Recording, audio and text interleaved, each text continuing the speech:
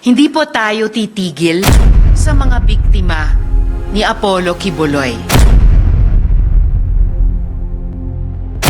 Hindi tayo titigil hanggang may mga Diyos-Diyosan na naghahasik ng lagim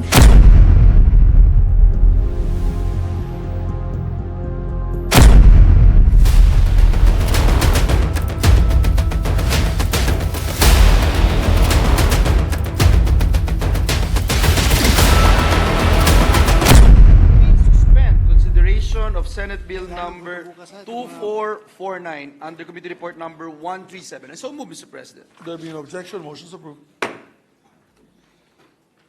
Mr. President, with the permission of the body, I move that we proceed with the privileged speech and recognize Senator Risa Ontiveros to deliver her speech. So Our move, Mr. distinguished President. colleague, Senator Risa Ontiveros, is recognized as Deputy Minority Floor Leader. Salamat kaayo, Mr. President. Mr. President, dear colleagues, magandang gabi po sa inyo. 3 months ago, before this august chamber, I stood before you to expose the alarming practices of Socorro Bayanihan Services Incorporated. In an isolated community in Barangay Kapihan, Municipality of Socorro, children were being forced into marriage, young girls were being sexually abused, and other atrocities were visited upon hapless members by a person they believed to be the incarnation of Jesus Christ.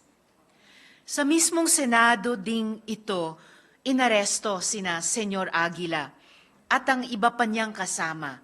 Salamat sa maagap na tugon ng Department of Justice at patuloy nating pinagdarasal ang ganap na katarungan para sa mga biktima.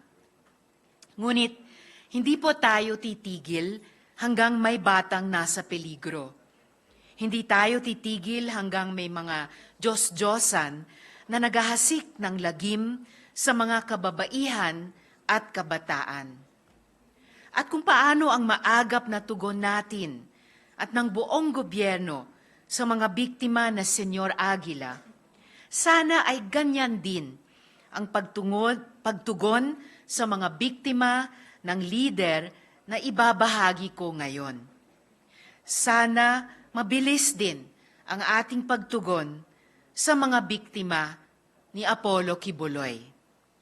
Mr. President, matapos po ang investigasyon sa Socorro, ako po ay nilapitan ng ilang mga biktima para magbunyag ng kanilang mga kwento. At gaya ng mga kwento ng mga biktima ni Senyor Aguila, gaya nila Chloe at Renz, nakakapangilabot ang kanilang mga kwento. Front and center of these narratives are the systemic sexual abuse of women and children in the hands of this man that they call Pastor. And no, these are not crimes of the past, for which we are holding Apollo Kibuloy to account. This is an ongoing offense.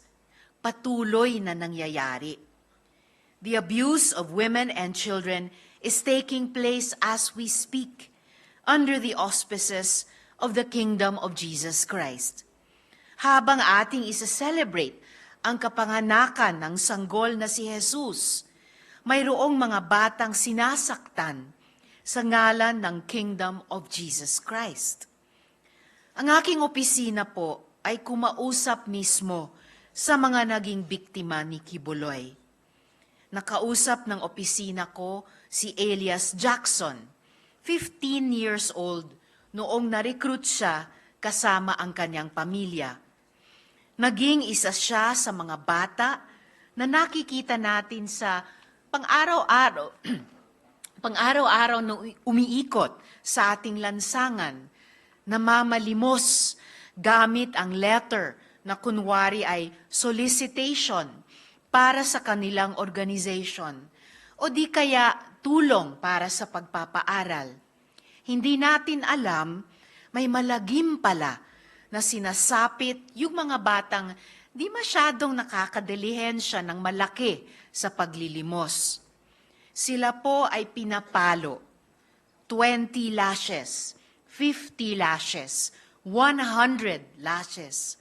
May isa pang nagkwento, pinapaddle din daw. I am in possession of testimonies to that effect. Mayroon din pong isa, menor de edad din, pagkatapos lang na makipag-date kasama ng isang babae na natural na ginagawa ng mga teenager, sinabihang iuuntog pa ulit-ulit ang ulo sa pader hanggang dumugo. Pagkatapos ay kinulong sa Bartolina.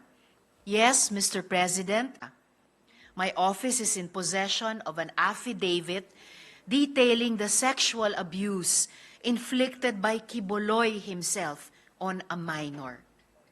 My office is in direct contact with a woman who, while not a minor when the sexual abuse happened, lives with the trauma it has brought and continues to fear for her safety.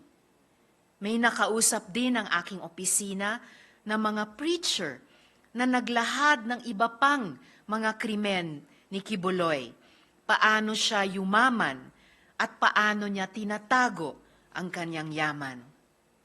These patterns and practices are persisting as we speak and sustaining his other criminal activities. Hindi lang po sa Pilipinas ang mga krimeng ito, kundi sa iba't ibang bahagi ng mundo. The international breadth of Apollo Quiboloy's criminal activities is truly astounding. Let us end this outrage, Mr. President. Let us save those children. Let us hold space for the victims who cower in silence and live in fear, and hope that they find their voice and their power. Salamat po. Salamat kaayo, Mr. President. Thank you, my distinguished colleague. Majority Leader.